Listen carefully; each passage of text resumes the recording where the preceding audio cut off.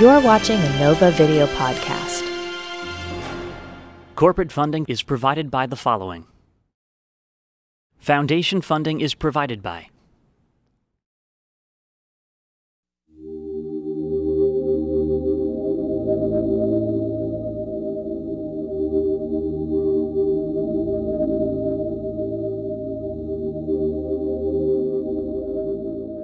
Matter can exist in various states. Atoms at high temperature always form gases. If you cool the gas, it becomes a liquid. If you cool the liquid, it becomes a solid. But under certain circumstances, if you cool atoms far enough to extremely low temperatures, they undergo a very strange transformation. They undergo an identity crisis. So let me show you what I mean by an identity crisis. When you go to low temperatures, the quantum mechanical properties of the atoms become important. These are very strange, very unfamiliar to us, but in fact, each one of these atoms starts to display wave-like properties. So instead of points like that, you have little wave packets like that moving around. It's really difficult for me to explain just why that is, but that's the way it is. Now, as you go to very low temperatures, the size of these packets gets longer and longer and longer.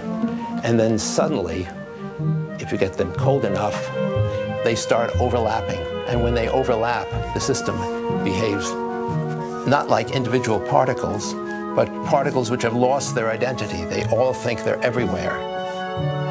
This little wave packet over here can't tell whether it's this one or that one or that one or that one or that one or that. It's there and it's there and it's there.